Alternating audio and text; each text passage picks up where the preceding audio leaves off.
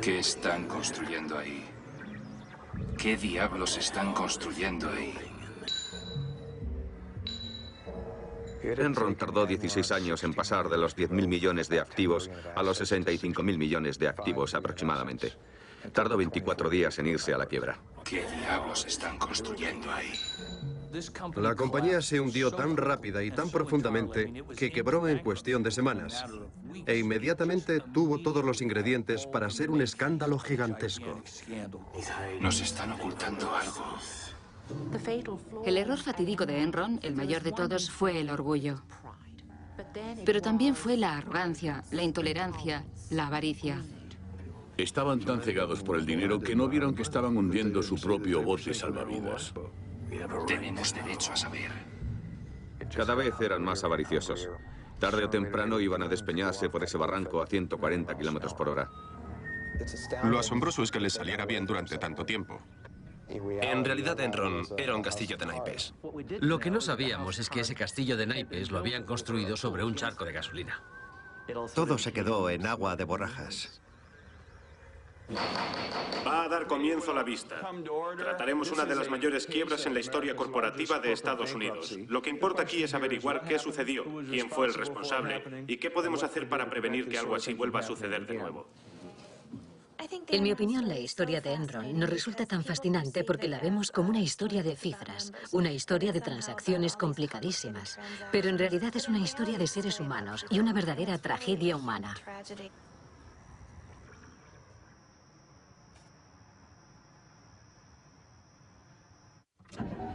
Mama may have, Papa may have, but God bless the child that's got his own, that's got his own.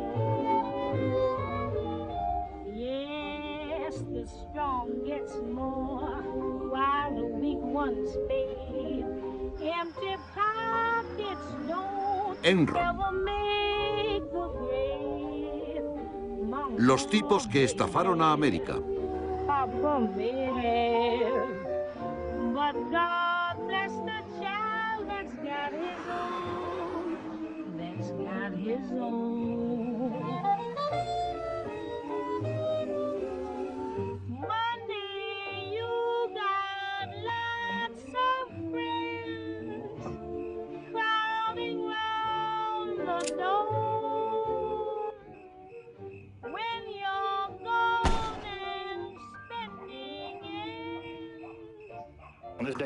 En la madrugada de hoy, a las 2:23, el cuerpo de John Baxter fue descubierto por la policía de Sugar Land en el interior de su vehículo, con una herida de bala en la cabeza.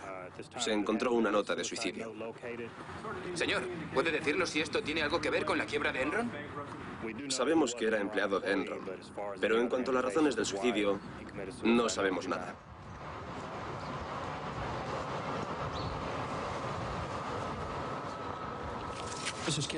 Señor Skilling, permítame tocar un tema un tanto penoso. Me refiero, por supuesto, al suicidio de Cliff Buster.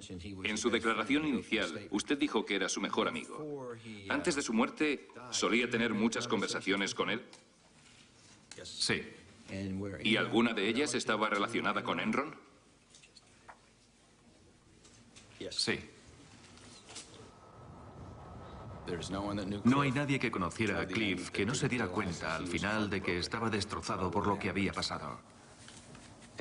Cliff vino a mi casa y me dijo, nos están llamando pederastas.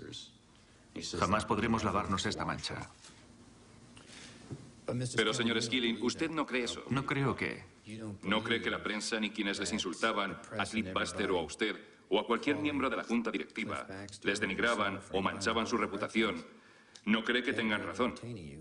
¿Es lo que usted está diciendo hoy aquí? En mi opinión, no hice nada malo. Nada que no fuera en el interés. En todo el tiempo en que trabajé en la compañía Enron, trabajé en beneficio de los accionistas de la compañía. ¿Quién fue el responsable de la caída de Enron en última instancia? Solo hace unos pocos años, Enron era la séptima compañía de la nación y estaba valorada en casi 70.000 millones de dólares. Los expertos la elogiaban como un nuevo modelo de empresa. En este parque operaban los mejores y más brillantes de Estados Unidos, trazando el rumbo futuro de la energía y la electricidad. En lo más alto de todo, cada uno con su propia escalera privada, Ken Lay y Jeff Skilling habían construido sus lujosos despachos privados. Los llamaban los chicos más listos de la sala. Eran los capitanes de un barco demasiado poderoso como para hundirse nunca. En el Titanic, el capitán se hundió con el barco. En Enron a mí me da la impresión de que el capitán primero se concedió una prima a él y a algunos de sus amigos. Después se montó en un bote salvavidas con algunos de los peces gordos, mientras gritaba a los que quedaban atrás, «Todo va a salir bien». Al igual que Skilling, Ken Lay afirmaba no haber hecho nada malo. ¿Podríamos hablar con usted? Somos de la CNN. Hoy no, gracias. Aparte de la cuestión financiera, también hubo sospechas de una conspiración política. Enron había sido la empresa que más había contribuido a la primera campaña presidencial de George Bush. No es un asunto político, es un asunto empresarial. Enron había hecho donaciones a un montón de gente por todo Washington. Y ciertamente si acudían a este gobierno para que les ayudara, les salió mal. Decir que no hubo ayuda es como decir, no tuve ninguna relación política con ese hombre, el señor Lay. ¿Y qué me dice del hecho de que George Bush llame a Ken Lay el muchacho Kenny? Ese apodo es mío y me oiría llamárselo a mi marido. O sea que no se lo inventó el presidente. Desde luego que no. Según los datos que tenemos, su marido obtuvo ganancias por valor de $300 millones al vender sus acciones de Enron a lo largo de los últimos 4 años. ¿Qué ha pasado con todo ese dinero? Se acabó. Se acabó. No queda nada. Estos son los documentos triturados que tenemos como pruebas en contra de Enron. La gente que tenía información privilegiada de la empresa había estado liquidando acciones por valor de $1.000 millones durante los meses anteriores. ¿Convirtieron acciones por valor de $66 millones? No lo sé, pero no tengo conmigo los datos. ¿Le sorprendería saber que sí lo hizo? No, no me sorprendería. El señor Fastow solo obtuvo 30 millones de la venta de sus acciones de Enron, pero sacó otros 30 millones con sus operaciones indirectas. Pienso que hubo una reacción inmediata de indignación cuando la gente se enteró de la cantidad de beneficios que habían obtenido Lay, Skilling y Fastow y de lo sumamente artificial que había sido la compañía. La noticia de la destrucción de documentos en Enron planteó muchas preguntas. ¿Qué respuestas se perdieron al ser destruidos todos esos documentos? 20.000 empleados perdieron sus trabajos. 2.000 millones destinados a pensiones y jubilaciones habían desaparecido. ¿Fue Enron la obra de unos cuantos hombres corruptos o el lado oscuro del sueño americano? El muchacho Kenny. Los orígenes de Lay eran muy humildes. Mi padre era un pastor baptista y fue ordenado cuando yo era muy pequeño. Yo tendría unos 2 o 3 años. Ken Lay era el hijo de un predicador baptista. Su familia había sido pobre durante toda su vida. Tuvo varios trabajos de pequeño. Claramente tenía en la mente que las cosas podían ser mejores y que quería que fueran mejores. Su mayor ambición era triunfar. Solía contar la historia del tractor, de cómo sentado en un tractor soñaba con el mundo empresarial y de lo diferente que todo podía ser para él y su familia. Lay era doctor en económicas y desde muy joven se convirtió en un partidario a ultranza de la liberalización. En este sentido se adelantaba a todos. Pensaba que los mercados de energía debían liberalizarse y en concreto la industria del gas natural que estaba coartada por el control gubernamental. E hizo mucha presión en Washington para cambiar todo esto.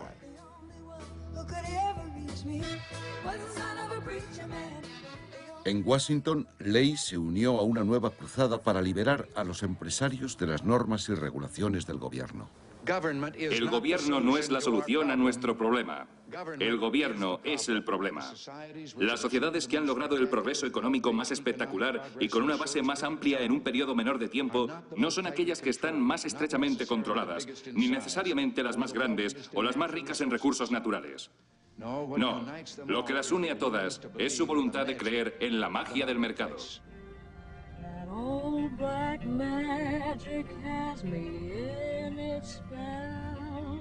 El poder mágico de la liberación es lo que llevó a Ken Lay a fundar Enron en 1985. Mediante una fusión de enormes redes de gaseoductos, Enron se prepararía para aprovecharse de la decisión del gobierno de dejar flotar los precios del gas natural con las corrientes del mercado. Ken Lay consideraba la liberalización desde el punto de vista de todo el dinero que podía embolsarse.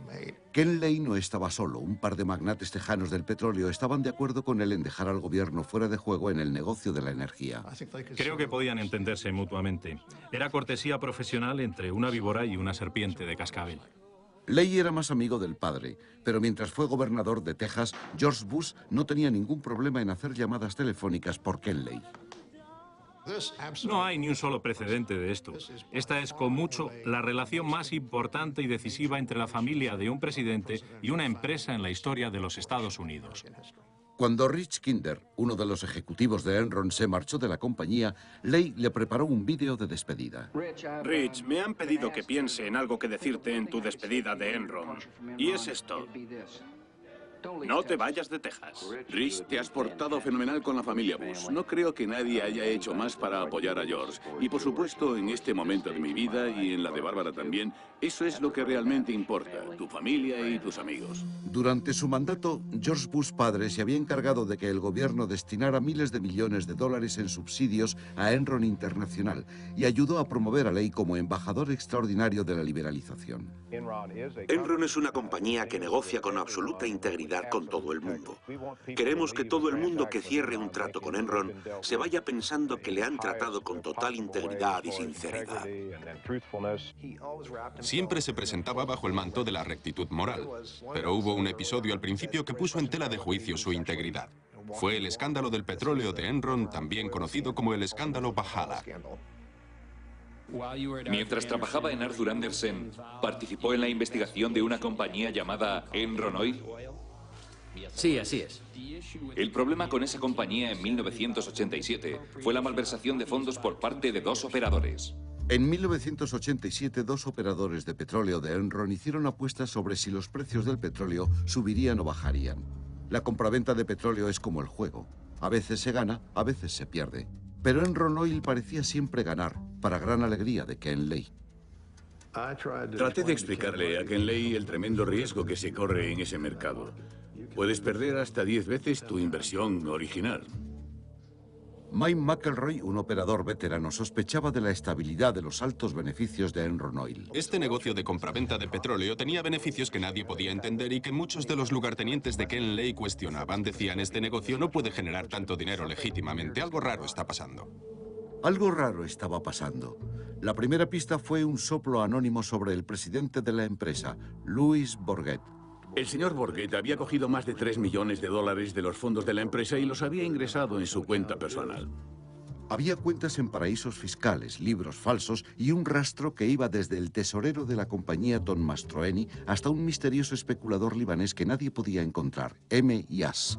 ¿Qué nombre sospechaba que era ese? El señor Culo. Y M. Smart. Bueno, es Maxwell Smart. Verá, estos tipos hacían juegos. Bourget y Mastroeni fueron llamados a Houston. Primero, presentaron a Enron documentos bancarios falsificados. Después, admitieron que habían desviado beneficios de la compañía a cuentas personales. Se avisó a los directivos de Enron. También se llamó a los auditores para que investigaran el asunto. En la reunión de la Junta, los auditores le dijeron a Lay que Bourget y sus operadores estaban manipulando ingresos, destruyendo documentos de operaciones de futuro y probablemente jugando más allá de sus límites. Al día siguiente averiguamos que la decisión de Lay fue básicamente no cambiar nada en lo que se refería a las operaciones. La razón que dio fue que esta era la única parte de la compañía conjunta que tenía beneficios y que no podía, por tanto, matar la gallina de los huevos de oro. No se despidió a los operadores, ni siquiera se les abrió un expediente. En lugar de eso, Enron envió un telex a Bourget. Por favor, sigue haciéndonos ganar millones. En lugar de reducir el riesgo de Enron, Lay alentó a sus operadores a jugar más, pero entonces su suerte cambió. 2 meses después me llama histérico diciéndome que habían extraído 90 millones de dólares durante los 5 días anteriores. Lo que podemos hacer es tratar de averiguar qué tipo de guerrilla hemos soltado allí. McElroy se subió al primer avión con destino a Nueva York. Sabía que Mastroeni tenía otra copia de los libros y estaba dispuesto a hacer lo que hiciera falta para conseguirlos. Me planté delante de Tom y le dije que iba a pasar una de dos cosas. O bien uno de los socios operadores que estaba compinchado con Bourget, un traficante de armas alemán, le mataría o que lo mataría yo. Le dije, te localizaré, te encontraré allá donde vayas, tarde o temprano te pillaré. Al día siguiente, Mastroeni vino con los libros originales. Los operadores habían especulado con todas las reservas de Enron. Gracias a su rápida intervención, McElroy se marcó un farol en el mercado y logró salvar la compañía. Después de lo de Valhalla, Ken Lay insistió en que se había sorprendido con la actuación tan imprudente de los agentes. Pero Ken Lay estuvo al corriente todo el tiempo de los riesgos que se habían tomado. Había visto los informes que le advertían del comportamiento de los intermediarios financieros. Desde la caída de Enron, Ken Lay ha afirmado que no se le puede responsabilizar de cosas que no conocía. Se parece a lo que dijo sobre Valhalla. ¿Usted cree que no lo sabía? Solo puedo responder por una cosa. Puedo responder por lo de Valhalla, porque Ken Lay sí que conocía lo que había pasado, porque yo mismo se lo había dicho. Los auditores le dijeron categóricamente al señor Ken Lay que debía despedir a los dos operadores culpables. Lay leyó el informe, leyó su presupuesto y calculó el dinero que esos dos ejecutivos le estaban haciendo ganar y cuánto perdería si los despedía. Mi conclusión es que este individuo antepone los beneficios a los escrúpulos en lugar de tomar medidas contra el fraude que se está cometiendo delante de sus narices. Mastroeni fue hallado culpable, pero quedó en libertad condicional. Bourget fue hallado culpable de fraude y cumplió 1 año de prisión. Con su hombre más rentable en la cárcel, Ken Lay tenía un problema. ¿Quién iba a ganar ahora el dinero para Enron? Cada año, cada día, cada semana se te tienen que ocurrir ideas nuevas. Un hombre con una gran idea.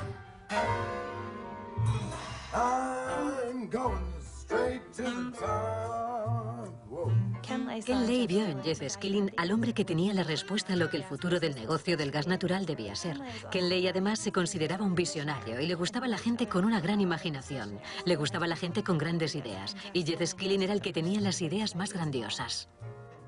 La mayor idea de Jeff Skilling fue encontrar una nueva fórmula para suministrar energía.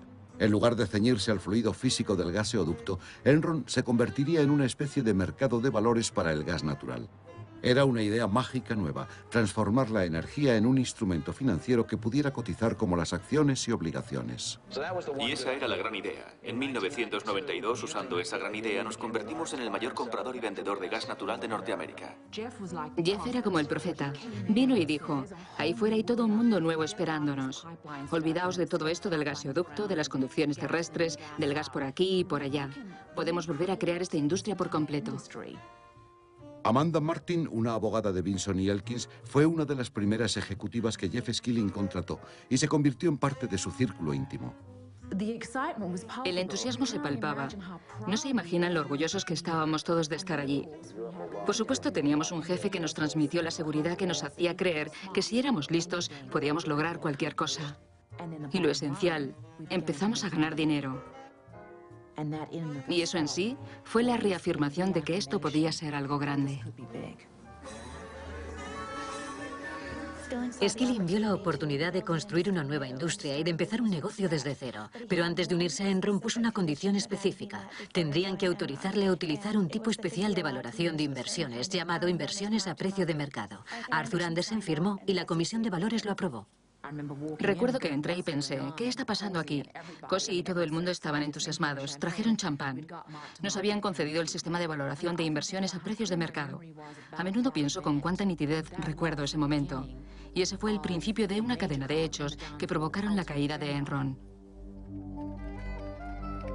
El sistema de valoración de inversiones a precio de mercado permitía a Enron reservar beneficios futuros potenciales justo en el momento del cierre de un negocio. Por muy pocos ingresos reales que la compañía tuviera de cara al exterior, los beneficios de Enron podían ser lo que Enron quisiera que fuesen. Muy subjetivo. Y dejaba la puerta abierta a la manipulación. Decían cosas como, dentro de 10 años venderemos electricidad de esta central a X dólares por kilovatio. Y no había manera de probar que eso se pudiera hacer. bueno. Hola, Ray. Buenos días. ¿Qué tal? Por fin, Me alegro de genial. verte. Jeff, me alegro de verte, Top. Siéntate. Hemos trabajado mucho en esto y hemos tocado todos los registros. Mira lo que tenemos. Hicimos 20 millones el año pasado. Creo que este año podemos hacer 120 millones de dólares. Operaciones. Hicimos 10 millones el año pasado. Creo que podemos llegar a los 64 este año. Esta es la clave. Pasaremos del sistema de valoración a precios de mercado a algo que yo llamo CFH, Contaduría de Valor Futuro Hipotético.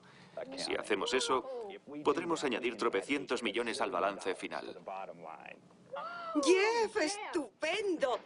Me parece fantástico. Jeff, gracias.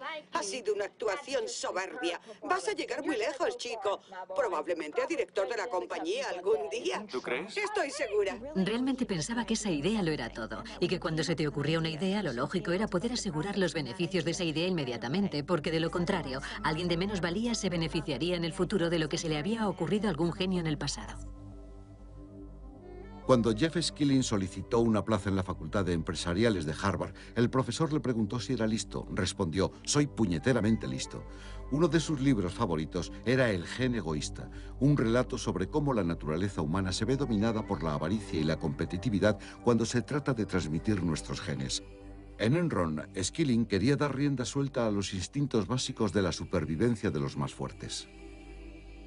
Jeff tenía una visión darwinista del funcionamiento del mundo. Era famoso por haber dicho al principio de estar en Enron que el dinero era lo único que motivaba a la gente. La idea de Skilling sobre cómo debía funcionar el mundo afectó completamente a todos los aspectos de la práctica corporativa en Enron. Instituyó el sistema llamado CRR o Comité de Revisión de Rendimiento. Según esto se clasificaba a la gente en una escala de 1 a 5. Más o menos un 10% eran un 5, y esa gente era la que había que despedir. De ahí que se conociera como clasificar y arrancar. Personalmente, pienso que el CRR es el proceso más importante que podemos llevar a cabo en la compañía. Todavía no he oído de ninguna compañía que haya tenido éxito despidiendo a un 15% de su plantilla cada año solo por el hecho de que los otros empleados les hayan votado. De manera que cuando ese grupo te está evaluando, estás conociendo de manera directa lo que Ken y yo pensamos que deben ser los objetivos de la compañía y cómo encajas en esos objetivos. Era un proceso brutal. Que un chico de 25 años pasara por ese tipo de evaluación y saliera con un buen resultado, y que como consecuencia de eso se le diera una prima de 5 millones de dólares, es algo que no se ha repetido muchas veces en la América corporativa. Nuestra cultura es una cultura dura. Es una cultura muy agresiva. Y en Enron, nadie era más agresivo que los operadores. Si voy a ir al despacho de mi jefe para hablarle de mi remuneración, y si pisarle el cuello a alguien va a duplicar esa remuneración, pues se lo piso. Así es como era la gente allí. En el lado de las operaciones bursátiles, llegamos a ser la casa más grande y más implacable de la ciudad. Si querías estar en el mercado, tenías que hacer negocios con Enron forzosamente. Los operadores de Enron eran como la pandilla de un instituto de élite con la que ni siquiera se atrevía a meterse el director. Se habían convertido en el motor más importante de los beneficios que declaraba la compañía. Abrazaron la creencia de Jeff Skilling y Ken Lay en el mercado libre y la convirtieron en una ideología. Pero la presentaron casi como una nueva religión económica. Enron Online cambiará los mercados de muchísimos artículos de consumo. Está creando un mercado abierto transparente que reemplaza al oscuro y ciego sistema de hasta ahora. Es muy simple. Enciendes tu ordenador y ahí lo tienes. Esa es nuestra visión. Estamos tratando de cambiar el mundo. Pregunta por qué. Creo que Jeff Skilling quería desesperadamente creer que Enron era un éxito. Creo que se identificaba con Enron. Y en un momento dado proclamó, yo soy Enron. Otra cosa acerca de la gente de Enron es que muchos de ellos habían sido gente muy poco interesante, incluido Jeff Skilling. Skilling estaba gordo, tenía gafas de culo de vaso, se estaba quedando calvo y un día se levantó y decidió cambiar totalmente. Empezó a hacer ejercicio y adelgazó mucho. Realmente se convirtió en una persona nueva a base de pura fuerza de voluntad y empeño. Cuando Jeff se operó la vista con láser, todo el mundo en Enron hizo lo mismo y nadie volvió a llevar gafas. En mi opinión, Jeff Skilling es realmente una figura trágica en el sentido clásico de la palabra. Es alguien a quien todo el mundo describe como un puro genio, pero también es radicalmente diferente de la imagen que él a veces pretende dar de sí mismo. Una persona que no corría riesgos así como así. En realidad era un jugador. Perdió enormes sumas de dinero antes de cumplir los 20 años por asumir riesgos descabellados en el mercado. Para Jeff Skilling el riesgo tenía glamour. Le gustaba asumir riesgos enormes. Hablaba de los viajes que quería hacer, unos viajes tan peligrosos que incluso podía morir de verdad. Y esto se materializó en las excursiones que organizaba para un pequeño grupo de amigos y clientes.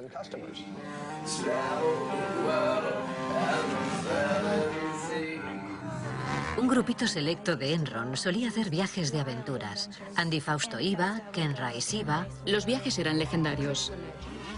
Podríamos sentarnos y especular sobre qué extrañas inseguridades tratarían de superar, pero les hacía sentirse bien como hombres. Hicieron un viaje a Baja especialmente memorable, 1900 kilómetros de terreno muy accidentado en México.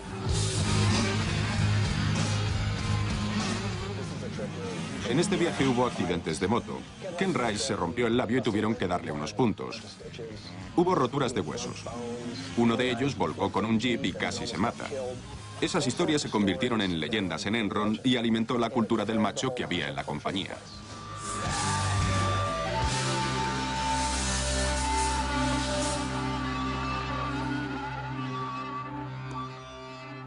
Jeff Skilling tenía una forma curiosa de describir a la gente que le gustaba. Decía, me gustan los tipos incisivos. Le gustaba la gente con carácter.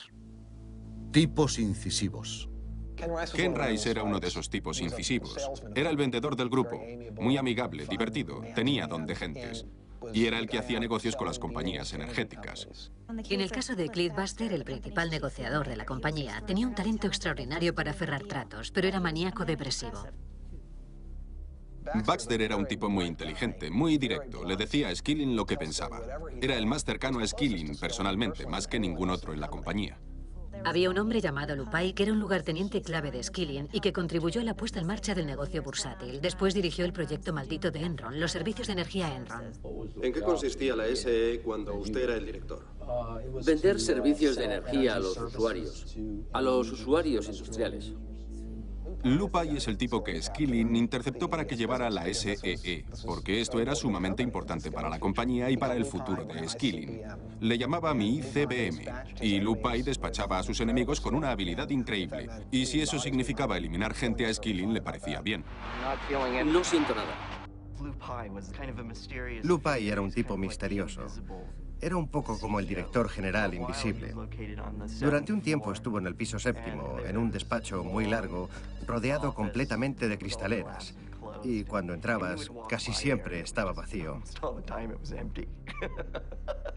Los detalles no le interesaban a Lupai. Solo dos cosas parecían motivarle: el dinero y una peculiar fascinación por las bailarinas exóticas de striptease. Para Pai, todo se reducía a números.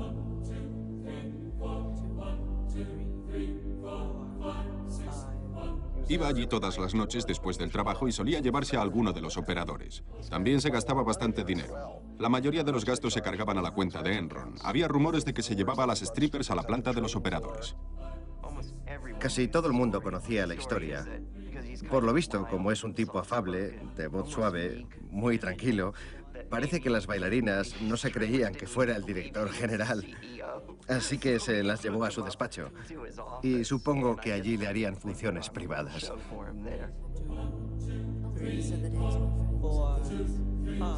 Una noche estaba en el club y uno de los chicos dijo: Lu, todos los que estamos aquí somos solteros, no tenemos ningún problema. Pero ¿cómo haces para que tu mujer no huela el perfume de las bailarinas? Y Lu le dijo: tengo un secreto. Paro en una gasolinera que hay de camino a casa. Me echo un poco de gasolina y eso mata el olor. Y otro tipo saltó: pero Lu, ¿y tu mujer no va a pensar que te follas a la cajera de la gasolinera? Mira que decirle eso a Lupai, todo el mundo se horrorizó. Pasó un ángel por la mesa. Lupai no era un tipo con el que se pudiera bromear. 2 días después, el tipo que hizo la gracia, según la leyenda, fue enviado a Calgary, Canadá. En cuanto los números fueron lo bastante altos, Lupai perdió todo el interés en dirigir la división SEE. Hice aproximadamente $100 millones. No sé si la cifra es correcta, pero 20 millones, más o menos. De hecho, se fue de Enron con más millones que nadie, 250 millones, porque vendió todas sus acciones de Enron al divorciarse de su mujer para casarse con su novia bailarina, con la que tuvo un hijo. Su marcha de Enron fue tan misteriosa como su presencia allí. Simplemente un día supimos que Lou Pai ya no era el director general de SEE. Mientras Lou Pai huía de Enron con 250 millones de dólares, la división de la que se había hecho cargo perdía un total de casi 1.000 millones de dólares. Pero Enron se las arregló para ocultar el hecho. Lou Pai se convirtió en el segundo terrateniente de Colorado. Los números, siempre eran los números y los cálculos. Verá, para mí la mitología de todo esto es una mitología de instituto. Es decir, quieres ser el chico más popular de Wall Street y vas a hacer lo que sea para serlo. Y Jeff entendía estas reglas mejor que nadie. Quiéreme, quiéreme. Los norteamericanos están ganando mucho dinero con las acciones. La bolsa estuvo a punto de alcanzar ayer máximos históricos. La bolsa continúa su marcha alcista del jueves. Dow Jones cotizó a casi 61 puntos. Hasta la persona con menos disponibilidad económica de repente empezó a invertir en bolsa porque nadie podía perder, porque las acciones no dejaban de subir y subir. Otro día, otro récord. Las acciones de tecnología de Internet se han disparado. Dow Jones ha cerrado a 7.895.81, el valor más alto de la historia. Fue la época que tuvimos el mayor mercado alcista de la historia del mundo. Y Ken Lay estuvo ahí, haciendo de animador. Nuestras acciones están cotizando muy bien. Hay muchas probabilidades de que volvamos a ver doblar los precios de nuestros valores durante el próximo año.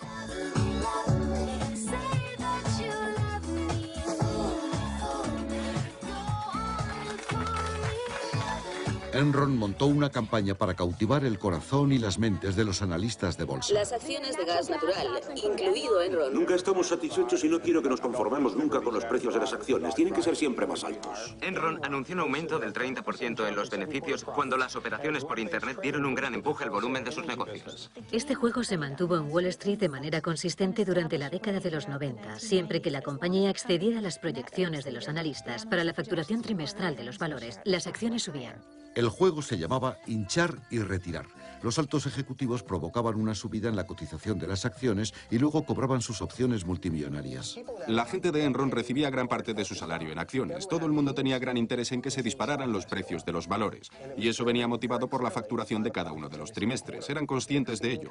Skilling lo era y todo el mundo en la empresa lo era. Se anunciaba la cotización en el ascensor. Estábamos rodeados por la salud de la compañía.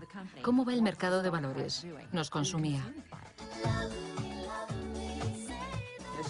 La compañía estaba obsesionada con el precio de sus acciones y se centró en una gigantesca campaña de relaciones públicas para convencer a la comunidad inversora de que era una nueva compañía, diferente, innovadora, casi como que era el heraldo de una nueva era en la iniciativa empresarial.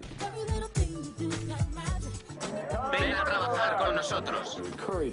Animamos a nuestra gente a hacer cosas nuevas, a probar cosas nuevas, a dar un paso más allá. Empezamos atrayendo al tipo de personas que se sienten bien en un entorno cambiante. Cuando trabajas para Enron vas a ver una nueva forma de pensar, vas a ver abrirse los nuevos mercados. Enron Online, una historia realmente fabulosa.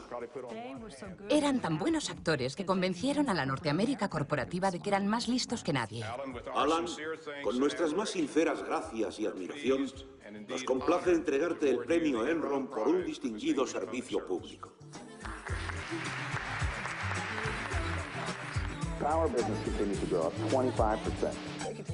Siguieron vendiendo la compañía como un lugar muy estable donde se podía prever un aumento anual de los beneficios del 10 al 15%.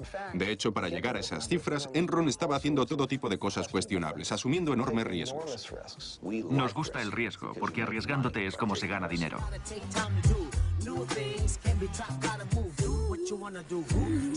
En opinión de todos, Enron crecía a un ritmo vertiginoso. Pero la realidad era que los beneficios no aumentaban. Iban en la dirección opuesta. Enron tenía grandes empresas de gas natural repartidas por todo el mundo. Había costado miles de millones montarlas, pero el rendimiento de la mayoría era desastroso. Pero en otros lugares del mundo, en India, ha sido un trimestre fantástico y un gran año en India. La fase 1 de Dove Hall está en marcha y generando electricidad. La fase 2 está financiada y se está construyendo ya. En mi experiencia siempre ha habido lugares donde era mejor no meterse para nada. Y uno de ellos, por ejemplo, era la India. Construyeron una central de energía en la India. Nadie más habría hecho una cosa así en esos tiempos. Tenían un miedo atroz a invertir en la India y Enron lo hizo a lo grande. Pero Enron no fue capaz de ver algo muy básico. India no podía pagar la energía que la central de Enron producía. En la actualidad, Dove Hall es una ruina. A pesar de que Enron perdiera $1.000 millones en el proyecto, pagó primas multimillonarias a sus ejecutivos basándose en unos beneficios imaginarios que nunca llegaron a materializarse. ¿De dónde iba a salir el dinero de verdad? Por supuesto, la presión era enorme. Se te tenían que estar ocurriendo cosas constantemente para salir de la situación. El fracaso no estaba contemplado. Avalancha de compras al 100% en el mundo corporativo. La mayor, Enron anuncia la compra de Portland General. La fusión con la PGE supuso la entrada de Enron en el negocio de la electricidad. La posición estratégica de Portland le abría a Enron las puertas de la costa oeste y del recién liberalizado mercado de California. La fusión, creemos, nos pone en una situación única para convertirnos en el mayor comercializador de electricidad y gas natural al por mayor y al por menor a nivel nacional. Todo esto lo provocó la liberalización. Dijeron que no sobreviviríamos a menos que uniéramos fuerzas. Yo jamás había oído hablar de Enron hasta que nos iban a comprar. Se infiltraron aquí y cuando compraron la PGE, Enron se quedó con todas las acciones. Les fueron poniendo su sello una a una. Entonces me di cuenta de que todo el mundo que compraba acciones de Enron estaba duplicando su dinero. Y desde entonces metí todo el dinero de mi plan de pensiones en Enron. Portland, otra vez, buenos ingresos y flujo de efectivo. Es lo que llaman en Wall Street una historia segura. Gente que había sido desde siempre empleada del gasoducto mantenía todo su dinero en la compañía porque pensaba que era una inversión tradicional y segura, como siempre había sido, pero las cosas ya no eran así. ¿Debemos invertir todos nuestros planes de pensiones en acciones de Enron? Por supuesto, ¿no estáis de acuerdo?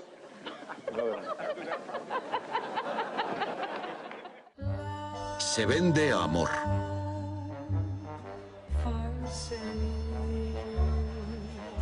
Enron es el gran ganador de hoy. Una de las cosas que me fascinaron fue que casi todos los analistas de Wall Street que cubrían a Enron recomendaron sin ninguna duda la compra de las acciones de la compañía. ¿Por qué los analistas no vieron el engaño de la compañía? Nos guiábamos por la información que nos daban. Confiaba en la integridad de los balances financieros auditados de la compañía y en la de los representantes de la dirección de la compañía. Hemos sido totalmente francos con los analistas. Jeff Skilling fue el componente clave en la creación de la fantasía Enron. Una y otra vez, cuando a los analistas de venta les hacíamos una pregunta que no podían responder, la respuesta era: llamaré a Jeff. Jeff se encargará de esto. Si tenían que consultar con Jeff, quería decir que los analistas no estaban analizando nada. Estaban dispuestos a creer virtualmente cualquier cosa que Enron les dijera.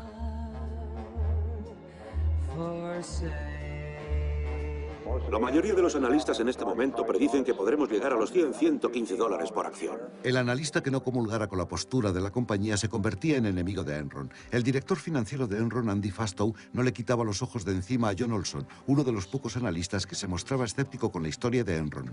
Enron quería analistas que recomendaran firmemente la compra. Merrill recibió órdenes de Fastow de que o buscas a alguien que esté con nosotros y recomiende totalmente la compra y nos admire, o dejamos de hacer negocios contigo. Sabía que mis días estaban contados. Esto es un abuso. Merrill Lynch despidió a John Olson. Poco después, Fastow remuneró al banco con 2 negocios de inversiones bancarias por valor de $50 millones. Los analistas recibían rutinariamente grandes primas de los departamentos de inversión bancaria por conseguir negocios de inversiones bancarias. Y una vez que pasaba eso, nunca oías una palabra de desánimo. Mientras las acciones de Enron seguían subiendo, la compañía seguía perdiendo dinero. Viendo las altas cotizaciones que alcanzaban las acciones de dot-coms, Skilling decidió llevar a Enron al ciberespacio.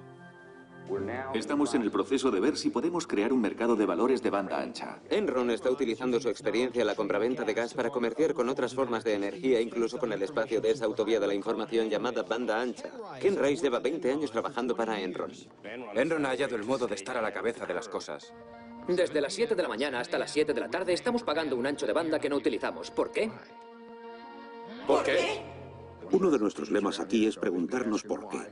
¿Por qué se hace algo de cierta forma o por qué no se hace algo de forma diferente? Es nuestro mercado.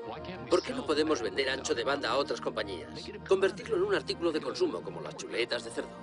Enron ha creado el mercado para comprar y vender ancho de banda como si fuera un artículo de consumo. Pregunta por qué. La semana pasada Enron captó la atención de Wall Street con su jugada del ancho de banda, asociándose con Blockbuster para comercializar en Internet la entrega de películas a la carta. Fue como estar en la reunión de una secta religiosa. La gente empezó a saltar de sus asientos con sus móviles y sus Blackberries y a correr por los pasillos para llamar a sus jefes. Uno de los analistas resumió su recomendación a los inversores con una sola palabra: ¡wow! Las acciones de Enron se dispararon un 34% en 2 días. Se puede deducir por la respuesta de la bolsa que les gustó la estrategia y es lógico. Anunciaron que habían desarrollado la tecnología que estaría en el mercado a finales de año. Y la tecnología funciona, la calidad es genial y a los clientes les gusta, así que hemos dado un gran paso. La verdad era que Enron estaba teniendo problemas con la tecnología del vídeo a la carta. La tecnología no funcionó y el negocio con Blockbuster pronto se vino abajo. Pero gracias a la magia de la valoración de inversiones a precios de mercado, Enron utilizó las proyecciones futuras para reservar 53 millones de dólares de ingresos con un trato que no hizo nunca ni un céntimo. Hacia finales de 2000 a Enron se le estaban agotando las formas de hacer que pareciera que el negocio del ancho de banda funcionaba. Probaron todo lo habido y por haber para crear la ilusión de que existía un mercado allí donde no lo había. La gente que trabajaba allí cada vez estaba más desesperada. Los ejecutivos empezaron a vender sus acciones. Cuando por fin Enron quebró, Ken Rice había vendido 53 millones, Ken Lay había vendido 300, Cliff Baxter 35 millones, Jeff Skilling 200 millones. A medida que el fraude se perpetúa con todas las mentiras y artificios, el maestro de ceremonias, por así decirlo, empieza a creer que su particular visión del negocio es real. Que el fraude es, de hecho, la realidad. Lo que se percibe es la realidad. Y mientras se mantenga esa percepción, en realidad no es un fraude. Ha hablado usted de la compraventa de ancho de banda. ¿Qué me dice de las opciones o futuros meteorológicos? Sí, hay todo un mercado en el tiempo. Cuando Enron anunció su último plan de compraventa del tiempo, la gente empezó a preguntarse si esto era ciencia o ciencia ficción. ¿Se castigará a los hombres del tiempo si las predicciones salen mal? No lo sé. ¿Tiene alguna marca en la espalda de que le hayan azotado? Es una pena, pero es muy bueno. A medida que el tiempo pasaba, a Jeff le resultaba más difícil admitir que las cosas iban mal. Pero estoy convencida de que cuando se apagaban las luces al final del día, tenía que saber lo que se avecinaba.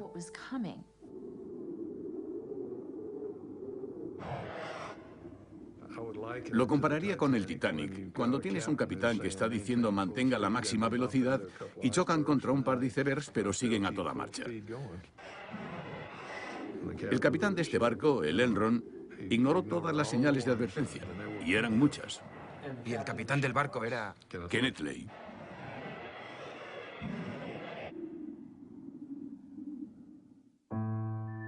El emperador desnudo.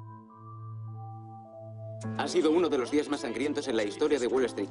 Las acciones han caído un 31%. Las acciones encabezaron la feroz venta del viernes. Ha sido una buena llamada de atención. Millones de inversores ansiosos siguen la gran caída del viernes. Dow Jones... A finales de 2000, Enron era especialmente importante, ya que por entonces la mayoría de las compañías de Internet habían empezado a caer y todo el mundo en Wall Street estaba buscando el siguiente gran negocio. Ahí tenías a Enron, que parecía ser una estrella brillantísima en el firmamento corporativo.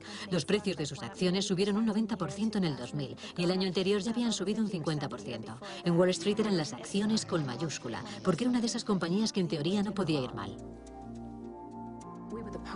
Éramos el heraldo de la nueva economía. Toda la cultura que nos rodeaba no dejaba de recordarnos lo buenos que éramos. Y además, la revista Fortune nos decía que éramos la compañía más innovadora de Estados Unidos. En ese momento empezamos realmente a hincharnos. Vaya, lo hemos vuelto a lograr. La encuesta a la compañía más admirada de la revista Fortune acaba de elegir otra vez a Enron por 6º año consecutivo como la compañía más innovadora de Estados Unidos. Bien merecido, nos lo merecemos. Ken Lay seguía teniendo buena labia para vender, pero un inversor vio algo en los números de Enron que se les había pasado a los analistas de mercado. En general, los analistas admitían, sí, es una caja negra, es una cuestión de fe. ¿Quién sabe de dónde vienen los ingresos? Aparecen y ya está. Y lo único que sabemos es que siempre son grandes. Yo les insistía en que de eso se trata precisamente. Si la caja negra te quiere engañar, los números van a ser siempre buenos hasta que dejen de serlo. No soy periodista sensacionalista, así que no tenía ninguna razón para investigar a Enron, pero Jim Chenos me comentó que debía echar un vistazo a los balances financieros de Enron. De los balances financieros no se deducía claramente que Enron estuviera cometiendo un fraude, pero lo que sí estaba claro era que algo no cuadraba. En marzo de 2001, Bethany McLean, una periodista de la revista Fortune, fue la primera que empezó a plantear preguntas acerca de la situación financiera de Enron. Se hacía una pregunta muy sencilla en su artículo, una pregunta que nadie parecía saber responder. ¿Cómo gana exactamente Enron su dinero? Usted se indignó mucho con ella, ¿verdad? Recuerdo muy bien la conversación telefónica que tuve con esa periodista de Fortune. Me llamó y empezó a preguntarme cosas muy específicas de contabilidad de empresas. Yo no soy contable, así que no pude responderlas. Se puso muy nervioso. Dijo que la gente que hacía preguntas de ese tipo lo único que quería era tirar piedras a la compañía y que carecía de ética porque no había hecho bien mis deberes. Porque si hubiera hecho mis deberes como era debido, entendería hasta qué punto mis preguntas carecían de base. Señor Skilling, da la sensación de que trataba de intimidar a alguien por hacer preguntas muy básicas sobre Enron. Le dije que solo tenía 6 minutos, ya que tenía que irme a una reunión, y que no podía entrar en detalles, y que no era contable. Y me dijo, bueno, no pasa nada, vamos a escribir el artículo de todos modos. Y le dije, si lo hace me parece una falta de ética. Y entonces al día siguiente, nuestro director financiero y nuestro director de contabilidad volaron a Nueva York por cuenta de Enron para hablar no con los editores, sino con la periodista de la historia, para ayudarla a entender la pregunta que estaba planteando. Al día siguiente nos sentamos en una sala de conferencias pequeña y oscura durante 3 horas y repasamos varios aspectos de los negocios de la empresa. Nunca olvidaré esto. Cuando la reunión acabó, los otros 2 ejecutivos habían recogido sus cosas y habían salido de la sala. Y Andy Fausto se volvió, nos miró a mi editor y a mí y dijo, me da igual lo que escriban sobre la compañía, pero no me dejen mal a mí. Fastow tenía buenas razones para no querer quedar mal.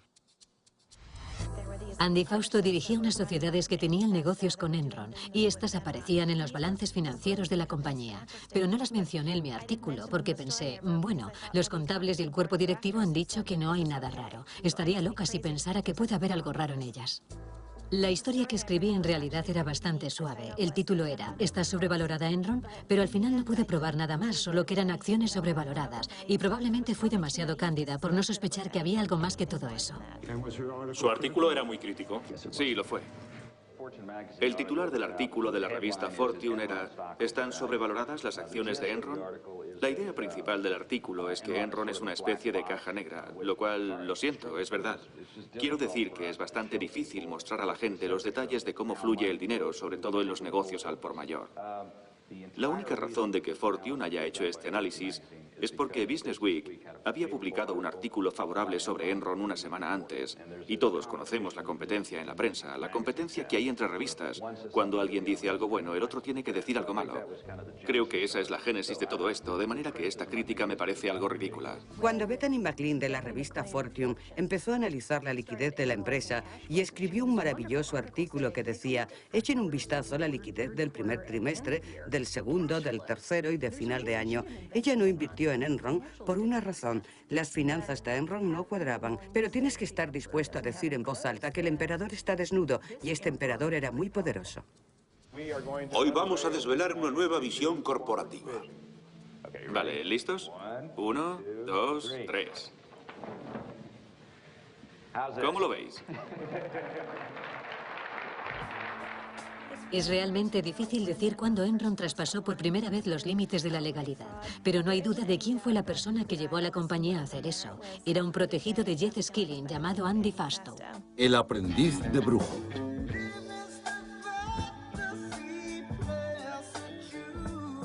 Andy Fastow era el director financiero de Enron. Su trabajo consistía en encubrir el hecho de que Enron se estaba convirtiendo en una fantasía financiera. Enron estaba esencialmente perdiendo liquidez año tras año, pero seguía anunciando beneficios. Es decir, estaba desafiando las leyes de la gravedad financiera. Y lo estaba haciendo con algo llamado finanzas estructuradas. Y el maestro de todo eso en Enron era Andy Fastow. Andy era muy joven. Jeff Skilling lo contrató seguramente antes de que cumpliera los 30 años e idolatraba a Jeff. Y ciertamente quería complacer a su jefe.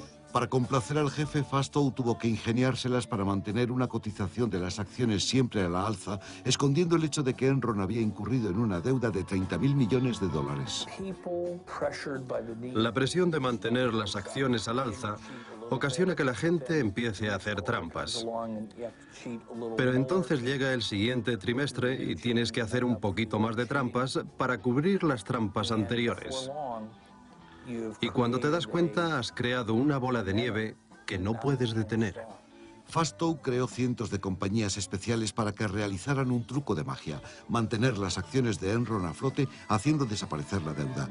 Para los inversores exteriores parecía que el dinero no dejaba de entrar por la puerta. En realidad, Enron solo estaba escondiendo su deuda en las compañías de Fastow, allí donde los inversores no podían verla. Era magia negra, en serio. Se sacaban conejos del sombrero.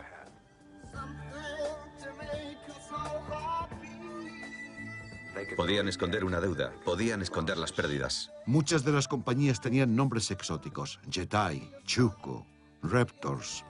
LJM era la creación más ambiciosa de Fastow. Harían maravillas para Enron y le permitiría a Fastow crear 45 millones de dólares por arte de magia para él.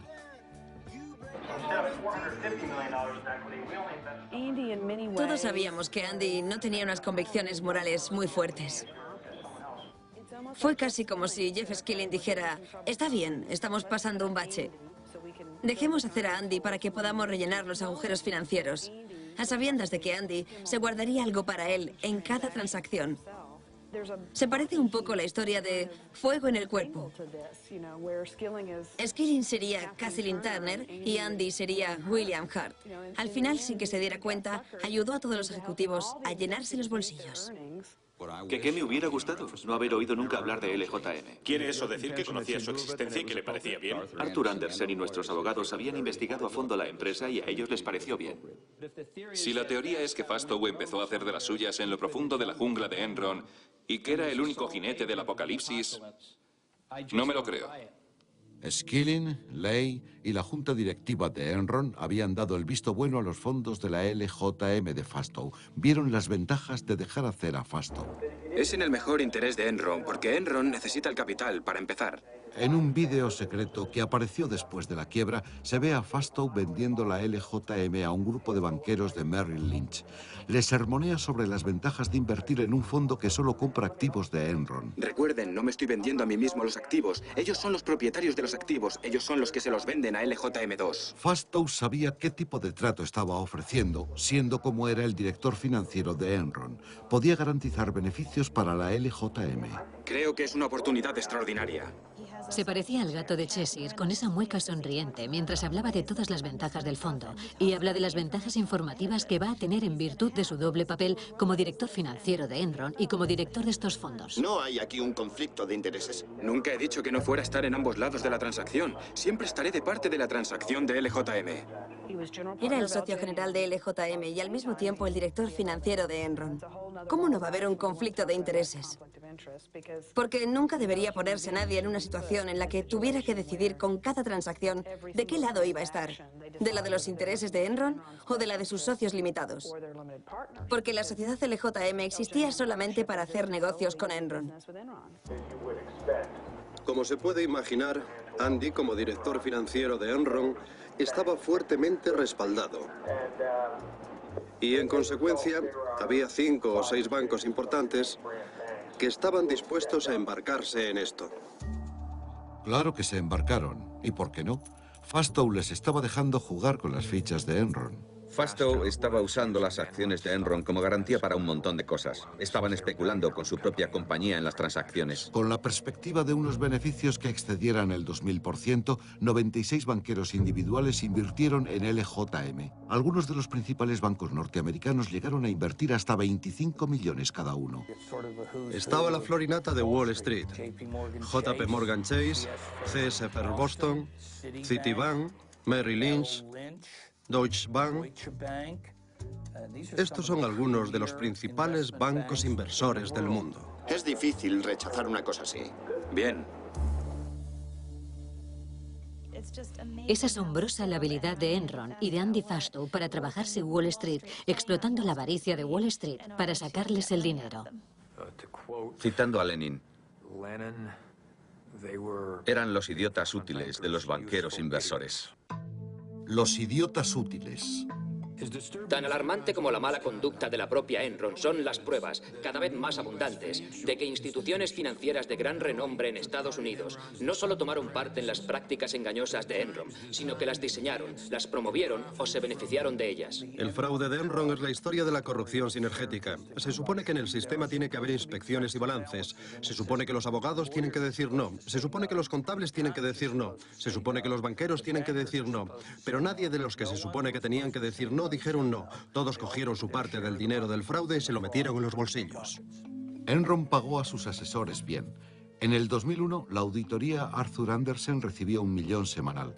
La empresa de abogados de Enron, Vinson y Elkins, no le iba a la zaga. Todo el mundo tenía su parte. Todo el mundo cobraba. Y siempre que Enron estuviera ahí, recibirían sus honorarios.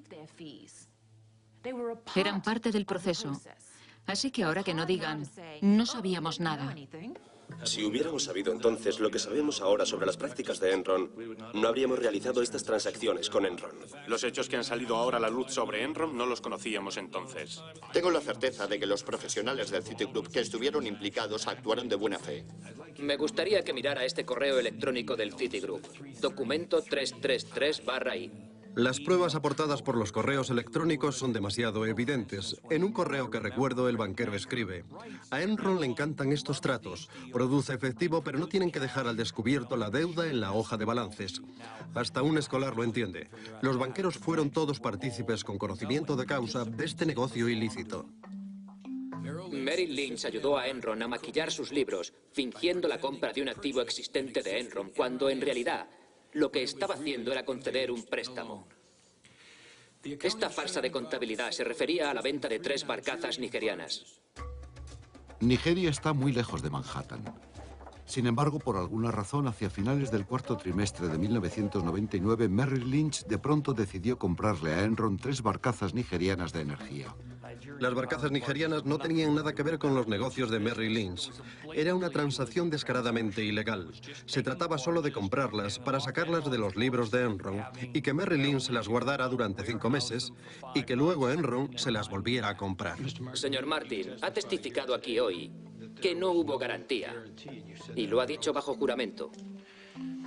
Aquí hay un documento que dice que el director de toda su división iba a confirmar ese acuerdo. No lo entiendo. Pregunta por qué, gilipollas.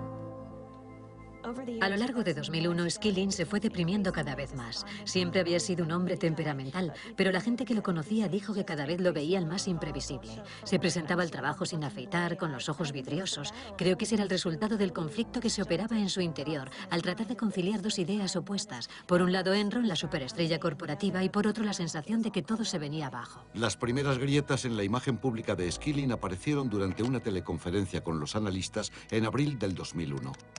Y entonces Jeff Skilling empezó a responder a las preguntas. Y a la mitad de la sesión hubo una pregunta.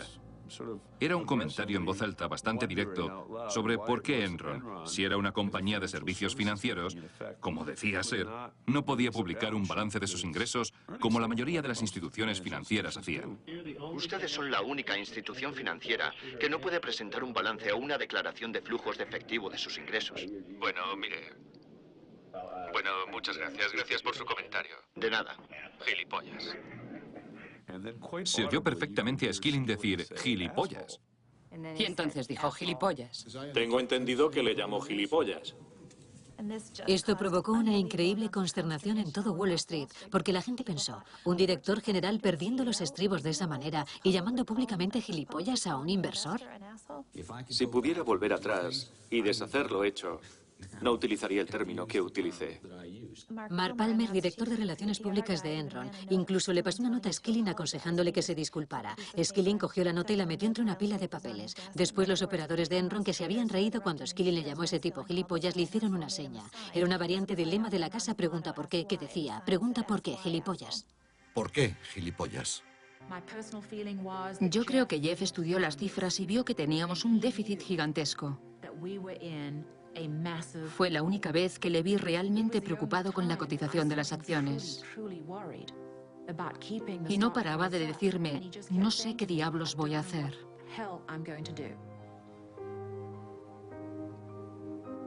La empresa de telecomunicaciones de banda ancha era un fiasco total, y había un montón de problemas con los que tenía que lidiar Jeff Skilling como director de operaciones de la compañía.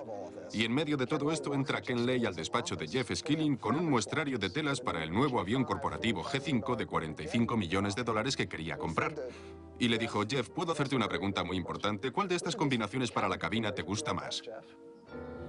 Mientras Ken Lay se estresaba por el avión de la compañía, la SEE estaba a punto de estrellarse. Con pérdidas de 500 millones, el principal lugarteniente de Lupai, Tom White, se preguntaba cómo iba a poder demostrar beneficios a finales del trimestre.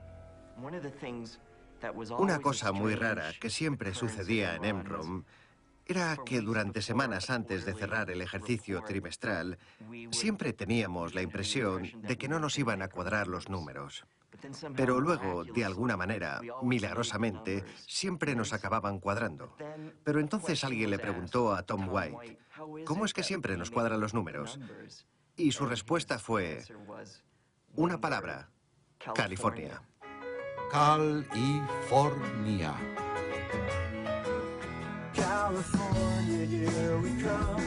Las primeras pistas que apuntaban a la nueva estrategia de Enron cogió a California por sorpresa. Empezó al mediodía y se fue extendiendo por todo el estado. Sacramento, San Francisco, Beverly Hills, Long Beach, San Diego, 41.600 kilómetros de cables de electricidad. Lo suficiente para dar la vuelta a la Tierra. Pero por segundo día consecutivo no ha habido suficiente electricidad para el estado más grande de Norteamérica y la sexta economía más importante del mundo. De lo primero que nos enteramos sobre esta crisis es que habrá restricciones en invierno cuando usamos la mitad de la energía que normalmente consumimos en verano. La zona de la bahía sufrió no uno, sino 2 apagones rotativos. En diciembre solo necesitamos de 28.000 a 30.000 megavatios. En este momento tenemos una capacidad instalada de 45.000 megavatios, energía más que suficiente para satisfacer nuestra demanda de electricidad. Y como no, tuvimos apagones en diciembre. La gente que controla la red de suministro de electricidad de California muestran de nuevo su preocupación por tener que dejar sin luz a la mitad norte del estado.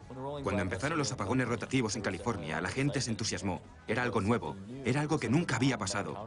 Nos preguntábamos, ¿cómo va a afectar esto al precio de la energía? Se están implantando medidas rotatorias de control. Lo sabía que estaba pasando algo ilegal. Podía sentirlo, podía olerlo, podía intuirlo.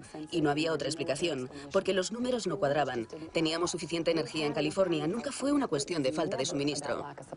Cuando me presenté a gobernador en 1998, nadie me preguntó nada sobre la electricidad. Por lo que a mí respecta, en ese sentido estábamos cubiertos. Y durante el principio de mi mandato traté de averiguar qué estaba pasando, cómo podía solucionar el problema. Enron seleccionó California como su principal campo de pruebas para experimentar con este nuevo concepto de liberalización de la electricidad. La reducción del precio de la electricidad es solo una de las ventajas de poder elegir y de la competencia. En 1996, presionados por las compañías de energía, el gobernador Pete Wilson y el legislativo de California aprobaron un proyecto de ley que permitía la liberalización de la electricidad. Yo no estuve en la legislatura de 1996, pero le puedo decir que no hay ni un solo legislador vivo que pueda decir con cierto fundamento cómo debe operar un mercado de electricidad liberalizado. Ni uno solo.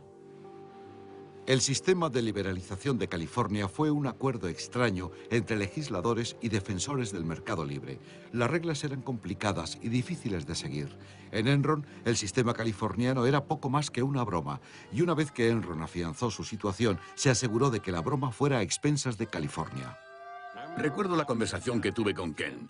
Al final dijo, bueno, Dave, amigo, deja que te diga una cosa. En realidad a nosotros nos da igual las estrambóticas reglas que tengáis en California. Tengo un grupito de gente aquí muy lista que se las apañará para hacer dinero de todos modos. Uno de los chicos más listos de Enron era Tim Belden, el responsable de la división comercial de la costa oeste. Tim Belden era un fanático defensor de los mercados libres y pasaba horas estudiando minuciosamente las nuevas reglas de la liberalización de la industria de la energía de California, en busca de vacíos legales que Enron pudiera explotar para hacer dinero. Y encontró en abundancia. Después de la quiebra apareció un memorando confidencial que revelaba los nombres de las estrategias que Belden había empleado para especular en el mercado californiano. Desviar, trapicheos, peces gordos. Hace poco han salido a la luz unas cintas de audio de los operadores de Enron. quieres llamar a este proyecto? Yo le pondría un nombre pegadizo. ¿Qué te parece algo cordial como la estrella de la muerte?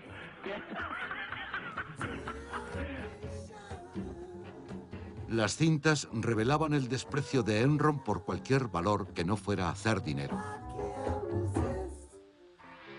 Hola, John, soy Tim. Los reguladores están alarmados. Les preocupa que estemos desviando energía fuera de California. Le están robando a California 1 o 2 millones. ¿Puede repetirme eso? Está bien. Recibe 1 millón o 2 diarios por arbitrar el mercado californiano.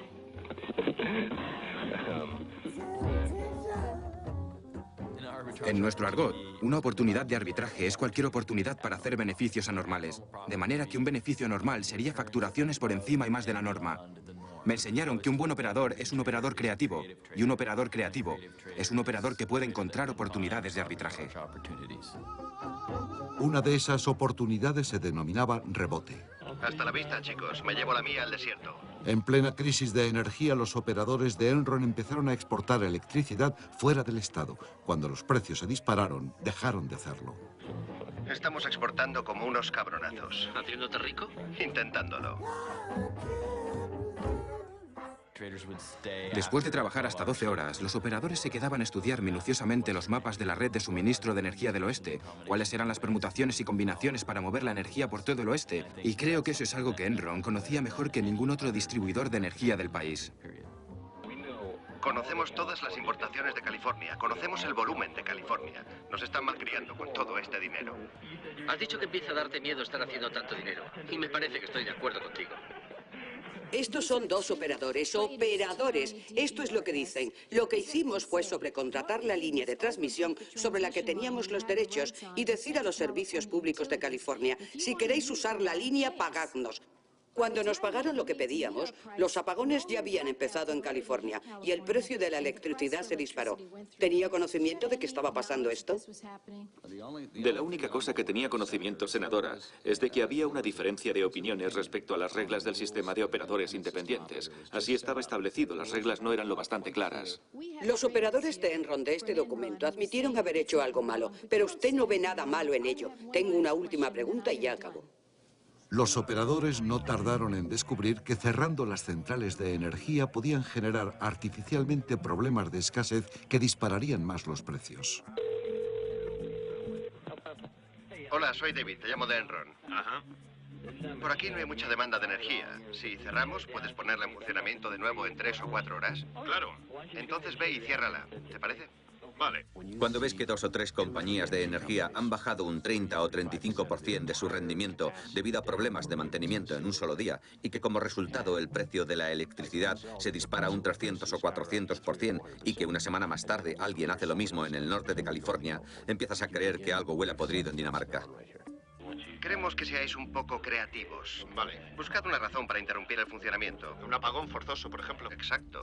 Esos tipos, solo con apretar un interruptor, podían controlar la economía de California en cuanto quisieran. Y lo hicieron. Ganaron tantísimo dinero. La pena de todo esto es que una industria con una historia que se remontaba a cientos de años atrás, a los tiempos en que Edison construyó el mejor sistema eléctrico del mundo, una industria que siempre había vendido la energía a los consumidores a un precio razonable y que era muy fiable, de pronto se convertía en un casino.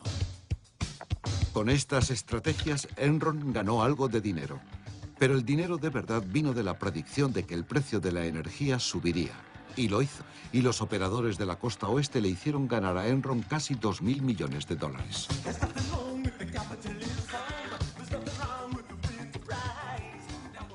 No puedes tratar la electricidad como si fueran naranjas. Es un recurso vital para la sociedad. No se puede almacenar. No puedes dejar suelta a esta gente y permitir que tenga un mercado libre de cotización, porque un mercado libre le sale carísimo a los consumidores. Habrá un amplio suministro disponible al puto precio justo. Ya te digo. No fue solo Enron. Todas las compañías hacían negocios según las reglas que California había establecido. Somos el futuro de Enron. Y le estamos haciendo ganar a Enron unos puñeteros $500 millones. ¿Puedes creerlo? Seguro que me jubilo a los 30. Estamos hablando de un artículo de consumo con una cotización normal que ronda los 35 o 45 dólares. Una cotización alta es cuando llega a 50, pero $1.000. La cotización no va a estar siempre en los 1.000 pavos. Elimina a la gente débil del mercado. Elimina a esa gente y verás cómo la gente fuerte se queda. Los operadores de Enron no se pararon a pensar, un momento, ¿esto que estamos haciendo es ético? ¿Nos conviene a la larga? ¿Nos va a ayudar en algo expoliar a California completamente? ¿Fomenta nuestros objetivos de liberalización a nivel nacional? En lugar de eso, buscaron todos los vacíos legales que pudieron para aprovecharse del sufrimiento de California. Las temperaturas en California superan los 38 grados centígrados, lo cual alimenta los incendios y el miedo a que la sobrecargada red de suministro de energía californiana pueda volver a colapsarse. ¿Qué está pasando? Hay un incendio en la línea principal. Hemos bajado de 4.500 a 2.100 gigavatios. ¡Arde! ¡Venga, arde! ¡Qué maravilla! Nunca me sentí cómodo trabajando para Enron.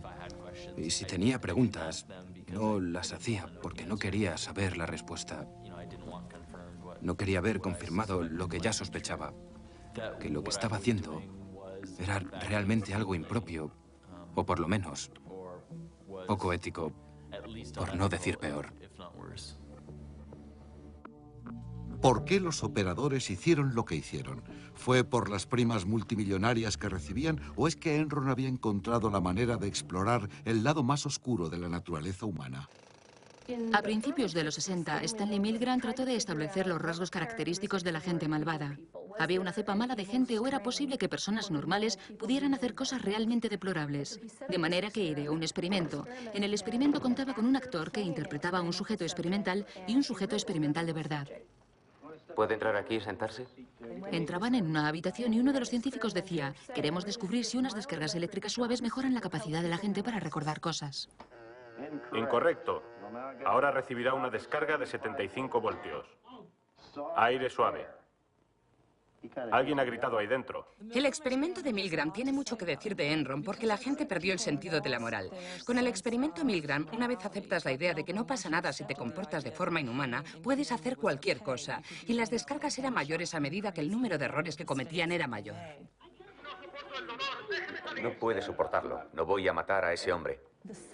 El sujeto real le suplica al que hace de científico que pare. La única respuesta del científico es: el experimento exige que continúe. Por favor, continúe. Siga, por favor. ¿Asume toda la responsabilidad? La responsabilidad es mía, correcto. Por favor, siga. En cierto sentido, Skilling era casi como el científico que les decía a los sujetos que no pasaba nada, que aumentaran la corriente. 420 voltios. Es posible que el servicio de electricidad de California tenga que cerrarle el grifo a millones de clientes. Es la cosa más genial que he hecho en mi puta vida. Es de puta madre, sí. Pero este mola un montón. 435 voltios. Durante el apagón del miércoles, los bomberos tuvieron que rescatar a personas que habían quedado atrapadas en ascensores. Todo ese dinero que le habéis robado a todas esas pobres abuelitas de California. Sí, la abuela Millie, tío. Es la que no lograba entender cómo se doblaba una puta papeleta mariposa. Ahora quiere que le devolvamos el puto dinero que ha pagado por toda la electricidad que le has metido por el culo. 450 voltios.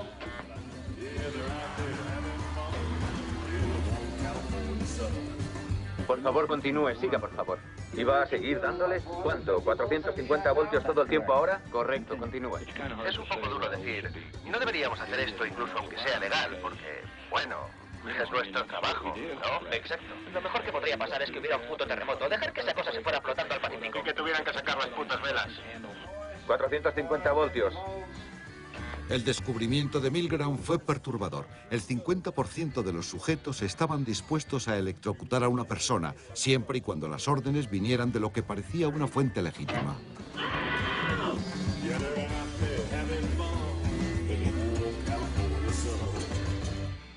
Esta noche declaro el estado de emergencia en California para que el Estado tenga la autoridad y los recursos para impedir que se apaguen las luces en California.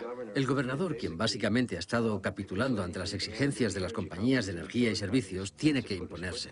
Queríamos que el gobernador enviara a la Policía Estatal o la Guardia Nacional a tomar las plantas de energía por la fuerza y hacerlas funcionar de nuevo. No teníamos que tomar todas las centrales, solo necesitábamos hacernos con el control de una, así sabrían que iba en serio. Voy a recuperar esos 9.000 millones de dólares que Enron, Dinergy y Reliant nos han robado y os los voy a devolver. A pesar de lo que piense la gente de California, Enron está haciendo dinero a pesar de California y no gracias a California.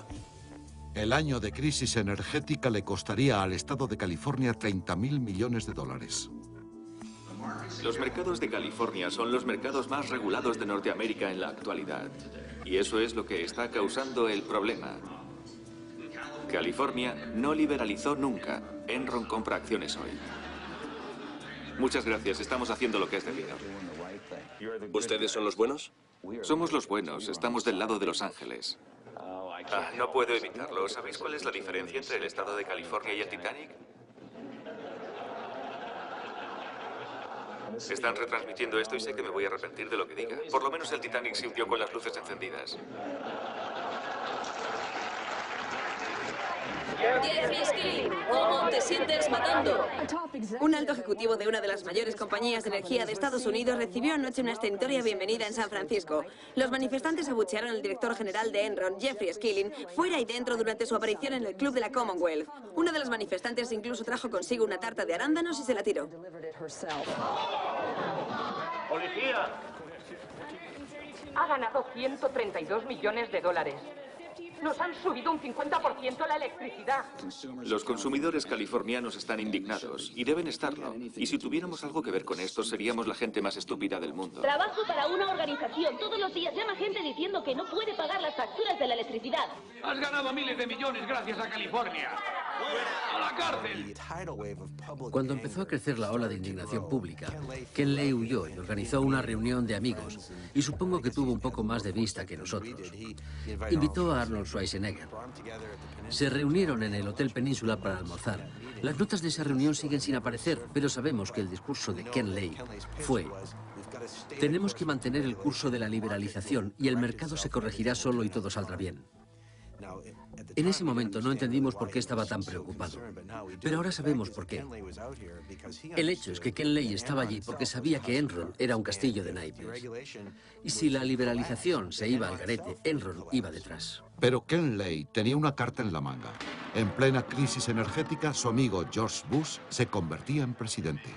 Yo, George Walker Bush, juro solemnemente... Yo, George Walker Bush, juro solemnemente... que Lay va a ser nombrado secretario de Energía. Venga ya. ¿No sería genial para todos los operadores del mercado? Sería fantástico. Me encantaría que nombraran a Ken Lay secretario de Energía. Ken Lay tenía fácil acceso a la administración Bush. El 17 de abril se reunió con el vicepresidente Dick Cheney y discutió acaloradamente contra la imposición de límites en los precios federales en California. Estamos haciendo todo lo que podemos para ayudar a California a corto plazo, pero no se puede hacer mucho. No podemos fabricar kilovatios en el ala oeste de la Casa Blanca. Estamos luchando con las manos atadas a la espalda. Ya no tenemos poder para parar esto. Si el gobierno federal no nos ayuda, estamos muertos. En esa época, Gray Davis era un posible candidato a la presidencia. Ken Lay sabía que eso podía dar a su amigo George Bush una razón política para oponerse a la solicitud del control federal de precios de California. Saben perfectamente bien que mi administración no cree que el control de los precios vaya a resolver el problema. Su opinión era que el gobierno federal no debe realmente implicarse. Este es un problema de California y yo le digo con el debido respeto. Señor presidente, nuestra ley dice que el gobierno federal debe regular esto. Por lo tanto, es su problema. Y usted nombra funcionarios para la Comisión de Liberalización Federal. De manera que tuvimos una discusión civilizada, pero acalorada. Al final dijo, no puedo ayudarle en ese asunto. Como dije desde el principio de mi mandato, haremos lo posible por ayudar a California. Y la mejor manera es ser buenos ciudadanos. La FERC, la agencia federal que regula el suministro de energía en Estados Unidos, se negó a intervenir. ¿Qué estaba haciendo la FERC y por qué no tomó cartas en el asunto? El presidente de la FERC era Pat Wood, un hombre que Ken Lay había recomendado personalmente para el puesto. A la FERC le fue muy fácil cumplir los deseos de Enron, porque lo único que tenía que hacer era no hacer nada y lo hizo muy bien. El Senado, controlado ahora por los demócratas, está presionando... El Senado, de mayoría demócrata, obligó a la FERC a imponer límites regionales en los precios. Eso terminaba con la crisis de la energía, pero no con la política. ¿Pretendían Ken Lay y George Bush echarle la culpa de la crisis de energía a Gray Davis? Vaya. Esta es una de esas historias que solo pueden pasar en California. El impopular gobernador del estado, Gray Davis, acuciado por una economía renqueante y un déficit en el presupuesto de 38.000 millones de dólares, se enfrenta a una posible destitución y se rumorea como posible reemplazo de Davis la estrella de cine Arnold Schwarzenegger. ¿El Terminator? Ya veremos si vuelve o no. Se le han terminado las oportunidades a Gray Davis y ha llegado el momento de que le terminemos. ¡No destitución! ¡No destitución! ¡No destitución!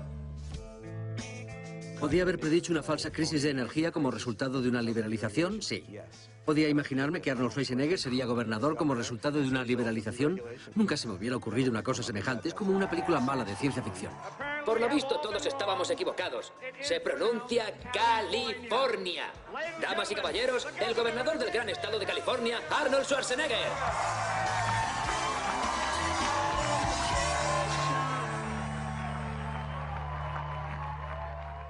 El barco se hunde.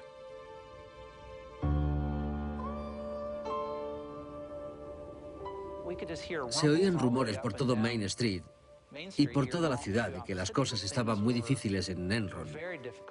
Un muchacho que un año antes me había dicho: estoy trabajando para Enron y estaba muy contento, en cuestión de un año iba como un fantasma por la vida. No tengo vida y siento que esta empresa me está consumiendo.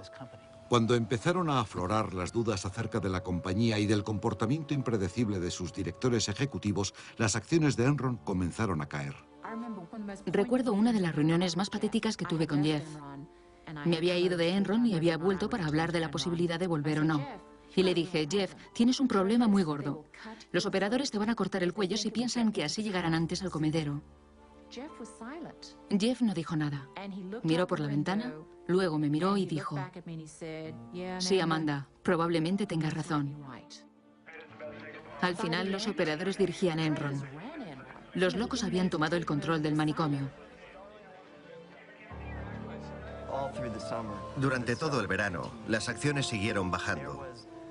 Corrían rumores de que se iba a hacer un comunicado muy importante, pero todos pensábamos que Ken Lay iba a dejar Enron porque el gobierno de Bush le iba a pedir que se uniera a su plantilla.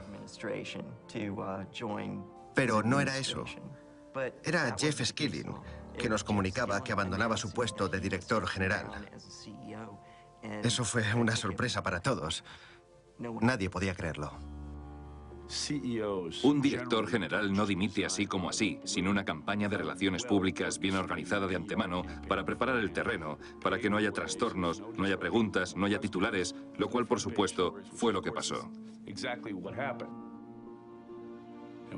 En ese punto fue cuando supe: el artífice del desastre sabe que el edificio se hunde y las ratas están abandonando el barco. 2 días más tarde tuve una reunión con él y con Ken Lay porque había informado a la compañía de que iban a bajar de categoría los valores con la dimisión de Skilling. Le pregunté a Jeff Skilling: ¿hay alguna otra sorpresa? ¿Esto ha sido lo peor? Me preocupaba la crisis energética que estaba azotando a California. Skilling me convenció de que era por razones personales. Me marché de la reunión un tanto triste porque realmente se le veía preocupado por lo que él decía era un problema familiar. Parecía muy abatido. Y recuerdo que le dije a un inversor: si no está diciendo la verdad, entonces es bueno que deje este trabajo porque tendría que ir a Hollywood.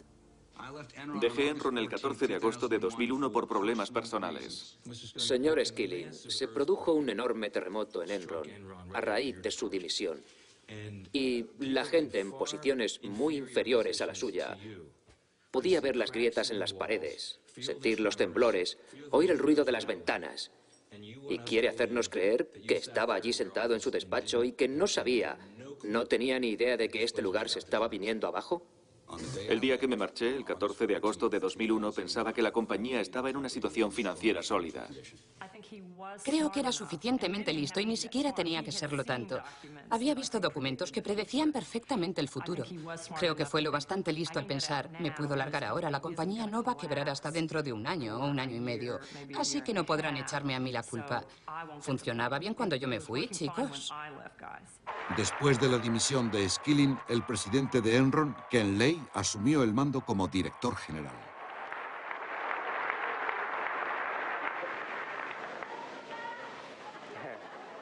Vaya, no me esperaba eso. Pero gracias, muchas gracias. Bueno, estoy encantado de volver. Siento que Jeff haya dimitido. Fue un comunicado sorprendente que fuera a dimitir de su cargo de director general. Creo que en ese momento todo el mundo empezó a darse cuenta. Nos enfrentamos a una serie de retos, pero los estamos superando. Realmente pienso que lo peor ya ha pasado y el negocio va genial. No somos las únicas acciones que han descendido de valor este año. Es solo que nos ha afectado un poco más que a otros. Si desaparecen algunos de los otros problemas, como California, como India, creo que lo peor ya ha pasado y estoy muy entusiasmado. El 14 de agosto de 2001, Jeff Skilling dimite de pronto. Y eso me indignó. Indignó a un montón de empleados. Nos sentimos realmente traicionados. Es como cuando un médico te receta un jarabe que ni él mismo se tomaría. Jeff abandona el barco. El día después de la dimisión de Skilling, Sharon Watkins envió una carta a Ken Lay. Empezaremos con la señorita Watkins. Me llamo Sharon Watkins. ¿Quiere identificar a su abogado? Sí, mi abogado es el señor Philip Leader. Cuando oyes la historia por primera vez, te parece increíble. Lo que Sharon me estaba contando era algo más que un caso de prácticas contables irregulares. Quiero decir, que era un fraude de proporciones gigantescas. A mediados o finales de junio de 2001, a raíz de la dimisión de Cliff Baxter, empecé a trabajar directamente para el señor Fastow. Se ha convertido en el delito corporativo del siglo. Me alarmó enormemente la información que estaba recibiendo. La información de Sharon Watkins empezó a dejar al descubierto las complejas sociedades de Fastow. Andy dejó a mi cargo una lista de activos. Y había cerca de una docena de activos que habían sido cubiertos con una de las entidades de Andy, las Raptors. Estaba trabajando en esta hoja de cálculo y no me cuadraban las matemáticas. No entendía nada, la contabilidad no llega a ser tan creativa. No podía creer que Arthur Andersen hubiera dado el visto bueno. No podía creer que tanta gente estuviera implicada. Detrás de las sociedades de Fastow había enormes garantías de los valores de Enron. Fastow había apostado el futuro de Enron confiando en que sus acciones no cayeran nunca. Mi primera reacción fue que debía advertir a Ken Lay. El día después de que Skilling se marchara, le envié una carta anónima de una página. Pero después de una semana tenía una reunión con Ken Lay. Me identifiqué con la esperanza de que viera mi punto de vista, que Enron tenía que tomar de verdad cartas en el asunto y que era muy raro que una empresa se fuera de rositas si maquillaba los libros y que cuando sobreviven es cuando juegan limpio, no cuando están expuestas a ataques del exterior. Señorita Watkins, he repasado... La señorita Watkins no habló conmigo, senador. Bueno, la señorita Watkins dijo que Clifford Baxter le dijo que había hablado en repetidas ocasiones con usted expresándole su preocupación. Cliff y Andy habían tenido un... No se caían bien, se llevaban muy mal. Y el problema de Cliff no tenía nada que ver con lo adecuado o inadecuado de la transacción. En mis memorándums mencionaba a Cliff Baxter y recuerdo que le comenté: tú eres uno de los buenos, eres uno de los que está luchando contra esto.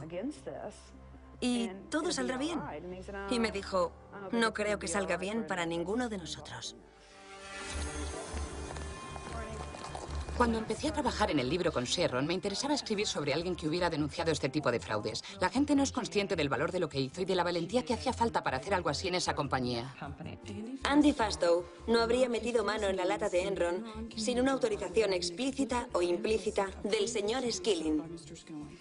No entiendo en qué se puede basar para sugerir que yo podía conocer... Es decir, ¿cómo iba a saberlo? Y no me parece inconsistente que yo no supiera cosas si había gente que me las ocultaba intencionadamente. Sentí que yo era la única voz en Enron que decía: mirad, hemos cometido un fraude terrible. Y por supuesto se armó la de Dios. En poco menos de 6 semanas, Enron caía en barrena.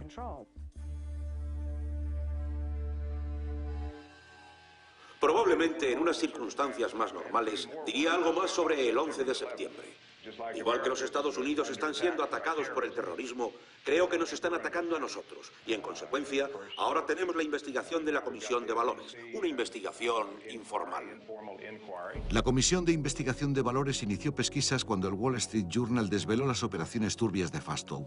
Enron anunció que habría enormes reajustes financieros. Los inversores empezaron a preocuparse de que los miles de millones de beneficios que profetizaba el sistema de valoración de inversiones a precios de mercado fueran realmente perdidos. Como pueden comprobar, los principios fundamentales de nuestro negocio son muy sólidos. Jamás han sido tan sólidos.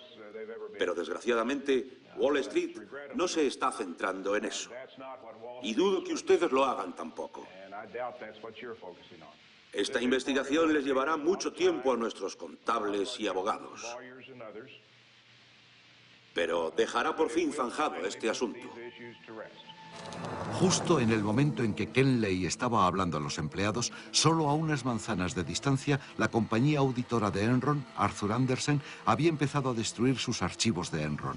El 23 de octubre, Andersen destruía más de 1 tonelada de papel. A pesar de los rumores, a pesar de las especulaciones, la compañía va bien, tanto desde un punto de vista financiero como operativo. Hacía todo tipo de declaraciones, tratando de tranquilizar a los empleados. Y no solo a los empleados. También decía a los inversores, no hay irregularidades en nuestra contabilidad. La compañía va mejor que nunca. En cuanto a las acciones de Enron, vamos a recuperarnos. Vamos a recuperarnos. Está bien, es el turno de las preguntas. Tengo aquí unas cuantas. Me gustaría saber si te pinchas. Porque eso explicaría un montón de cosas. Si no, será mejor que empieces a hacerlo, porque va a pasar mucho tiempo antes de que volvamos a confiar en ti. Ciertamente no estaba nada claro para la gente de Enron, así que mucho menos para los de fuera. Nadie sabía en realidad lo que estaba pasando o lo que iba a pasar. Sé que hay un montón, que se ha especulado un montón sobre la implicación de Andy. La junta directiva y yo estamos seguros de que Andy ha actuado de la manera más ética y correcta. Al día siguiente, Andy Fastow era despedido cuando la junta directiva descubría que se había embolsado más de 45 millones de dólares con sus sociedades LJM. La cuestión, señor Fastow, es cómo podía creer que sus actividades pudieran ser de ninguna manera consistentes con sus deberes fiduciarios para con Enron y sus accionistas o con las nociones de sentido común de la ética corporativa y de la propiedad. ¿Qué responde a esto, señor? Señor presidente, por consejo de mi abogado, con todo respeto, declino responder a las preguntas acogiéndome a la protección que me brinda la Constitución de los Estados Unidos. Andy fue, en muchos sentidos, el chivo expiatorio. Todos los demás ejecutivos de Enron dijeron, ahí tienen a su hombre. Andy Fastow, él es el granuja. Él es el que ha robado a Enron y a LJM. Él es el que amañó los libros. Vayan por él. ¿Cómo va a declararse, señor Fastow? He pensado mucho sobre todo este asunto y no es posible que fueran solo unos pocos ejecutivos de Enron los que provocaron esto. Si piensas en los bancos que estuvieron implicados, Chase, Morgan, Citibank, los miles de millones en préstamos, Arthur Andersen y Vincent y Elkins, los abogados que nos representaban. Tuvo que haber complicidad de toda la junta directiva porque fue demasiado fácil. Demasiado fácil.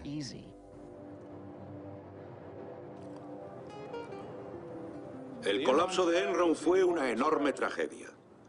Esta compañía tenía más de 30.000 empleados. Y está claro que con una compañía de ese tamaño, tienes un montón de empleados en puestos de poder en los cuales depositas una enorme confianza. Pero en este caso hubo por lo menos uno, Andy Fastow, que traicionó esta confianza hasta el punto de que yo no sabía lo que él estaba haciendo. Y obviamente él no me decía lo que estaba haciendo. Por lo tanto, no puedo asumir la responsabilidad de lo que él hizo. Jamás le oí decir asumo la responsabilidad por nada. Se parecía a la maravillosa película de Chicago.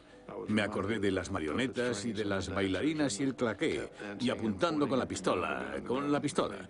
Es decir, todos bailaban al son que marcaba Johnny. Me apena mucho, y a mi familia, la pérdida de la empresa. Linda y yo hemos visto cómo se ha reducido nuestro valor neto de varios cientos de millones de dólares a algo menos de 20 millones de dólares netos. Y por supuesto, como usted ha dicho, aproximadamente $1 millón o menos de liquidez.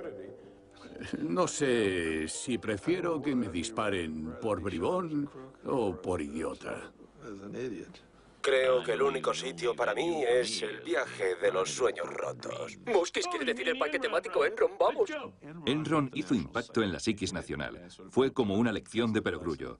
Si algo te parece mentira, es porque a veces lo es. ¡Nos vamos a hacer ricos! ¡Nos recuperamos! Hogar de beneficencia. Fue maravilloso mientras duró. Creo que el fallo de Enron se debió al clásico pánico bancario. No mires ahora, pero algo raro pasa en el banco, George. En realidad nunca he visto uno, pero eso tiene todas las trazas de ser un pánico bancario.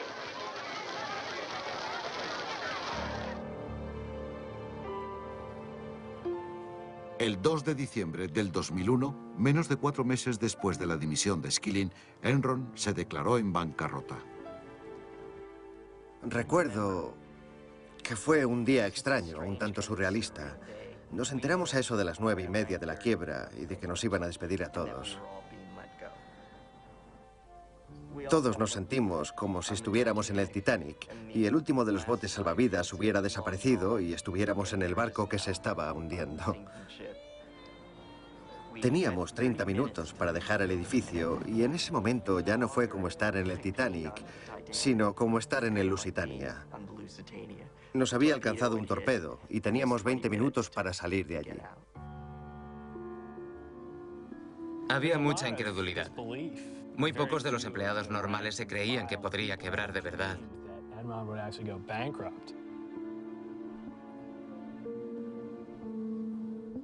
Entonces, de repente, era como una ciudad fantasma. Me acuerdo que entré en el viejo edificio anocheciendo. Subí a uno de los pisos y daba miedo. Había papeles por todas partes y no había nadie. Era fantasmagórico.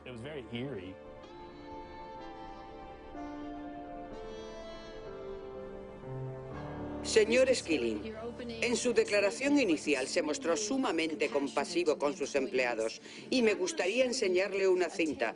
Creo que ya está lista. Escuche esto. ¿Debemos invertir todos nuestros planes de pensiones en acciones de Enron? Por supuesto. ¿No estáis de acuerdo, chicos? ¿Por qué había empezado a vender sus acciones antes de esa fecha, mientras les hacía pensar a los empleados que debían seguir comprando las acciones? Señora senadora, yo soy un accionista principal de la compañía Enron y puede interpretar la cinta de vídeo como mejor le plazca. Yo apoyaba a la compañía Enron. ¿Sabe lo que le pasó a esa gente? Lo perdió todo. Siento muchísimo lo que les pasó a los empleados. Hubo un tiempo en que las cosas iban como la seda para nosotros. Teníamos unos planes de pensiones muy saludables. Pero empezaron a bajar. Y bajaron, y bajaron, y bajaron. En su cotización más alta tuve unos $348.000. Lo vendí todo por $1.200. Eso es lo que me dieron cuando las vendí. Cuando las acciones de Enron empezaron a desplomarse, congelaron las cuentas de la jubilación de los empleados de Enron. Nos congelaron nuestras cuentas. Estaban a unos $32, me parece. Y durante ese tiempo, desde que las congelaron hasta que las reabrieron, creo que bajaron a 9. Y no podíamos venderlas. Lo más indignante de todo fue que nos enteramos de que Ken Lay, Skilling y todos los jefazos estaban retirando su dinero. Pero nosotros no podíamos. Los que tenían información privilegiada vendieron sus acciones por valor de $1.000 millones. Comparen eso con el técnico que ha trabajado para una compañía seria de servicios la mayor parte de su vida y ha estado aportando dinero todos los meses. ¿Y qué tiene al final de esos años de trabajo duro y honrado? Un huevo de ganso. Y Pai está en algún lugar de Hawái con sus $350 millones en el banco. Eso no es justo.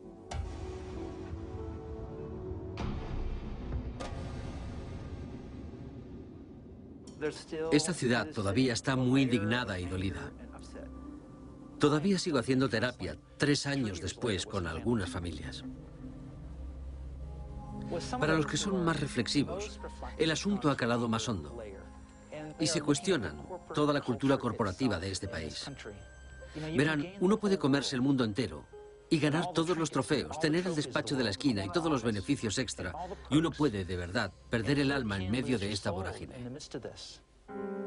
El 25 de enero del 2002, 7 semanas después de la quiebra de Enron, Cliff Baxter se suicidaba. Con la prensa acosándole porque en mis memorándum mencionaba su nombre y con la demanda por lo civil que tenía por haber vendido acciones por valor de unos 30 millones, supongo que todo esto fue demasiado para él. Creo que la nota de suicidio de Cliff lo dice todo. Allí donde antes había un gran orgullo, no queda nada.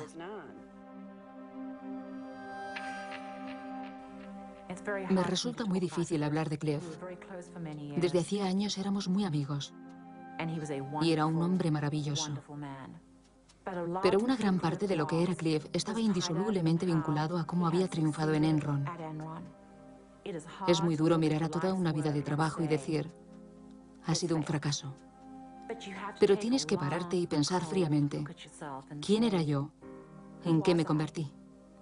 Y darte cuenta de que es posible que hayas visto tu sombra. Andy Fastow se declaró culpable del cargo de conspiración para cometer fraude usando los medios de comunicación. Accedió a renunciar a 23 millones de dólares en activos. Su sentencia fue reducida a 10 años a cambio de testificar contra los otros ejecutivos de Enron. ¿Por qué Enron? ¿Por qué no WorldCom o Tyco o Global Crossing? En última instancia, el fallo fatídico en Enron fue creer que la inteligencia y la voluntad podían burlar al final al sistema. En el 2004, Jeff Skilling fue acusado de abusar de información privilegiada y conspiración para estafar a los inversores. Se declaró inocente y pagó a sus abogados unos honorarios de 23 millones de dólares por defenderle. No deberíamos considerar que Enron fue una anomalía, algo que no podría suceder en cualquier otra parte. Porque fue un caso de racionalización de que no estás haciendo nada malo. Implicamos a Arthur Andersen, implicamos a los abogados, los banqueros sabían lo que estábamos haciendo. Es decir, hay una sensación de difusión de la responsabilidad. Todo el mundo se había subido al tren, y eso puede volver a suceder. La auditoría de Enron, Arthur Andersen, fue condenada por obstrucción a la justicia. Con su reputación de honradez completamente destruida, la compañía de contabilidad más antigua de Estados Unidos cayó junto a Enron y 29.000 empleados perdieron sus trabajos. Los accionistas de Enron están demandando a la compañía y a sus bancos por 20.000 millones de dólares. Ken Lay también fue acusado por conspirar para cometer un fraude. Su abogado sostiene que nadie ha sufrido más las consecuencias de la caída de Enron que Ken Lay. Sois muy amables por haber venido esta mañana. Con el arresto de Ken Lay, las altas esferas de Enron tendrán ahora que dar cuenta de sus crímenes. Señor Lay, ¿tiene algo que decir? Más tarde lo haré. Pensar en Enron es como mirar a la otra cara de la moneda de algo con unas posibilidades increíbles, porque como la mayoría de las cosas que acaban mal, no empezó así. Empezó con un montón de gente que pensaba que iba a cambiar el mundo, y con el tiempo fueron víctimas de ese orgullo desmedido, víctimas de su propia avaricia.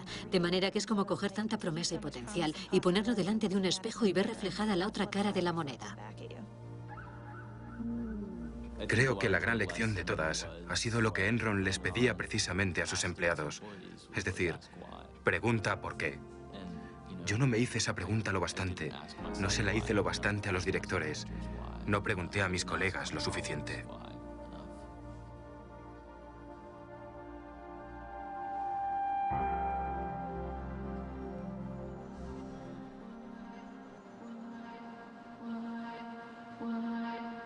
Pregunta por qué. Hechos de la bancarrota. 20.000 empleados perdieron sus empleos y sus seguros médicos. Indemnizaciones medias por cese, 4.500. Los altos ejecutivos recibieron primas por valor de 55 millones de dólares. En 2001, los empleados perdieron 1,2 billones de dólares de sus fondos de jubilación.